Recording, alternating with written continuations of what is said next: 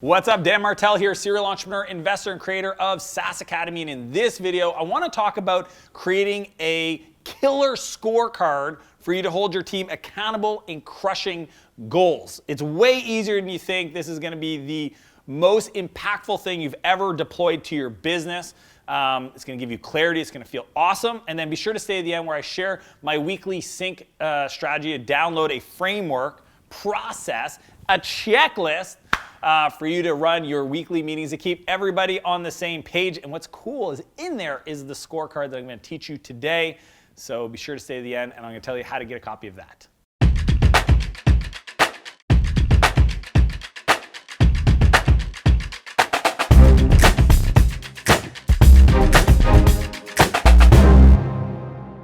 So when I was growing my company, Spheric, we were about 16 employees, almost a couple million in revenue. And I realized that I was running this company ass backwards. I mean, the truth is that everybody reported to me, which meant that their to-do list was my to-do list. I spent most of my time trying to grow the business, hiring people, closing new deals, onboarding, training people, and at the same time trying to ensure that everybody's work was done at a quality level to not embarrass me as the owner. I mean, I remember waking up in the middle of the night trying to remember, did I ever send that invoice, or did that person ever pay me, or did I ever get that employment contract signed? And I just felt ridiculously overwhelmed. I mean, the truth is I had to imagine at that point that other companies at scale did not run their business that way.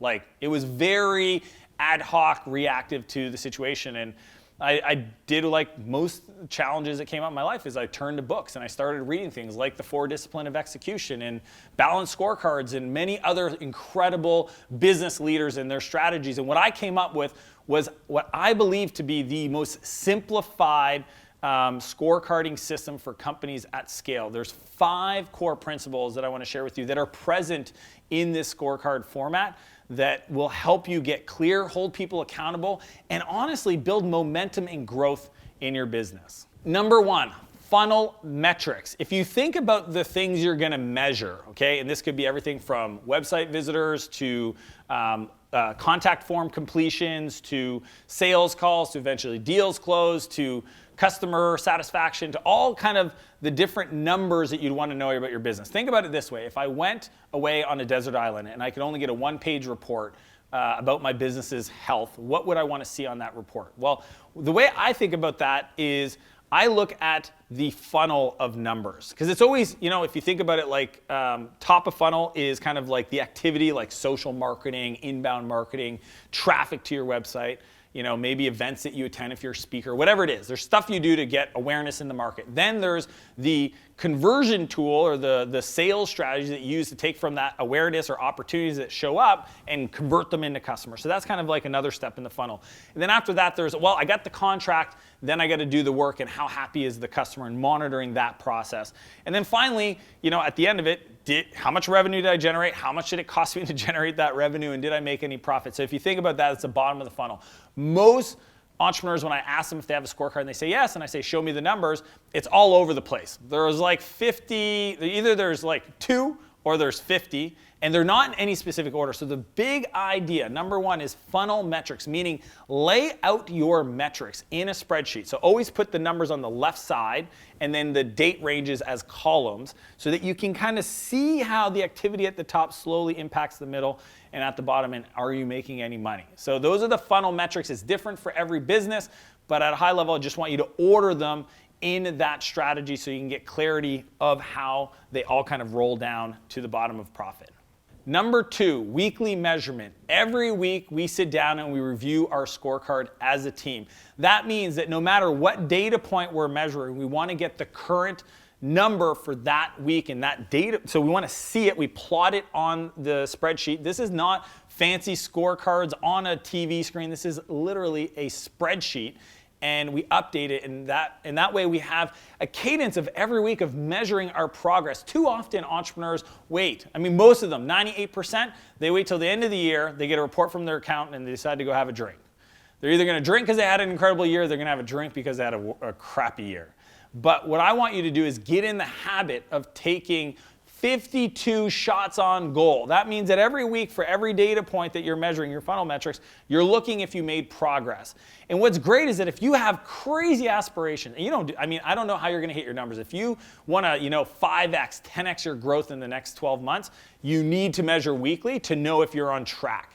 And that to me is a discipline. As a team, we sit down and we review it so we can make sure we can realign any strategies or tactics that may not be supporting the outcomes that we want to achieve. So weekly measurement is a must. Number 3, net new numbers or ratios.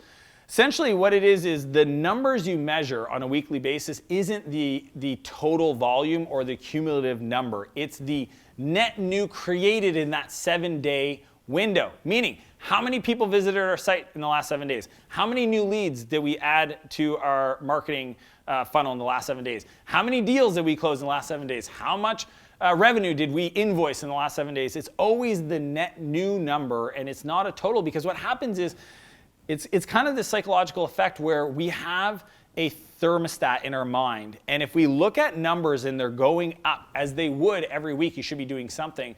If they feel good, we actually slow down our focus and aggressiveness on fixing the number. But check this out. If you're a sales guy and you're just looking at total sales for the quarter, then at a certain level, you're going to feel pretty good at yourself.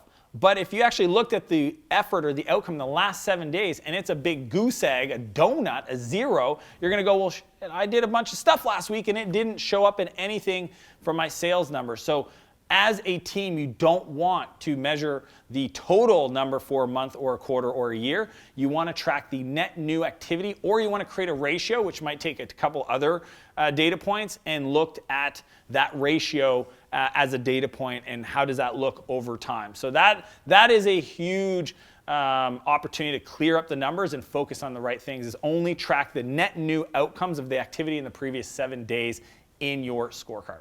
Number 4, targets and actuals.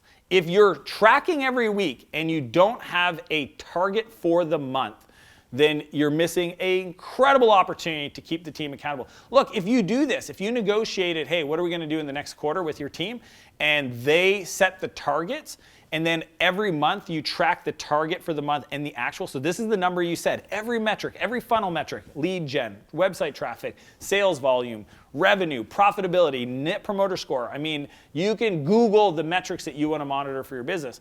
But if you have the targets and then you have the actual, okay, which is how are we doing average, so it might be an average, it might be a total, whatever for the month, then you know if you're 2 weeks into the month and you only have 2 weeks left, that you should be at 50% of that number, so you can see the difference side by side. It's like if the number is supposed to be 100 for the month and you're at 20 and you're halfway through the month, there's no way, unless you change something and you focus on it and you invest in it and you sit down as the CEO with your team and say, hey, this is not on track, what are we going to do to fix it? Because here's the big idea, okay?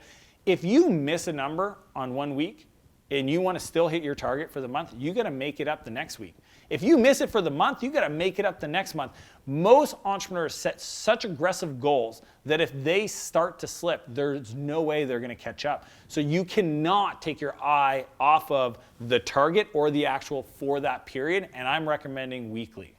Number 5, assign ownerships to the funnel metrics. The reason why we want to do this is if you're the CEO, like I was when I was building Spheric, and you feel accountable for everything and nobody cares about my business and I always have to check on people and all this stuff, it's because you haven't given them the accountability to update the numbers and own the numbers. You might have said, hey, I want you to do this, and they're like, that's great, I know what you want, but I may not be able to do that, right? Because a lot of people are like, well, how do I compensate or how do I encourage people in sales or customer success when there's no like quota and commission structure?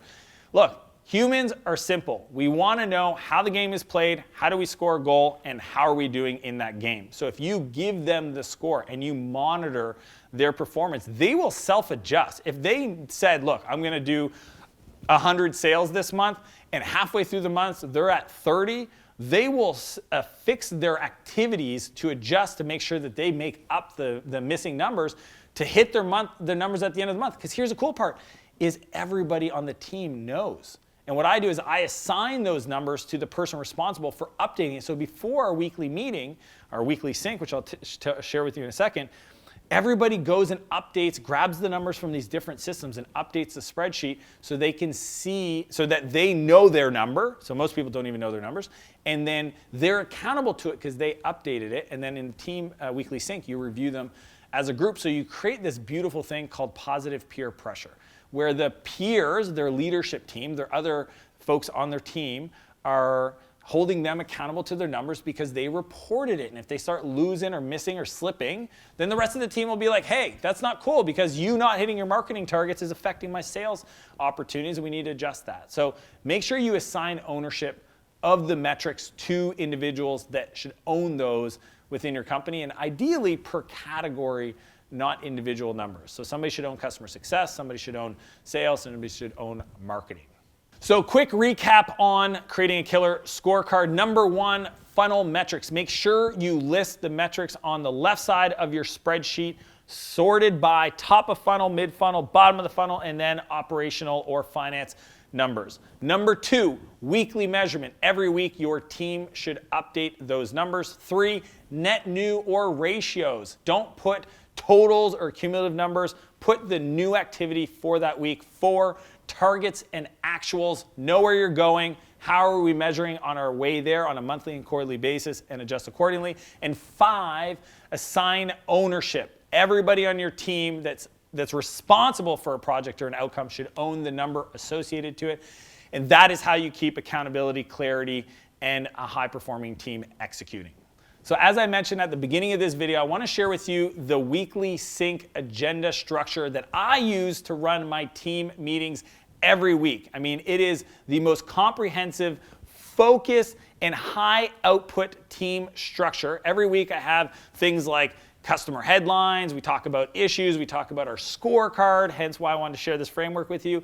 We talk about the big rocks that we need to execute, but we do it in a very structured way that gets us in and out, everybody synced up and executing for the week. So you can click the link below to download your copy today. And if you like this video, I'd encourage you to click the like button, subscribe to my channel, and be sure to share this video with a friend. And also leave a comment. Let me know, out of the strategies I mentioned, what one thing out of the scorecard strategy were you not doing that you're going to change in the way you measure today? I'd love to hear from below in the comments. As per usual, I want to challenge you to live a bigger life and a bigger business, and I'll see you next Monday. Perfect.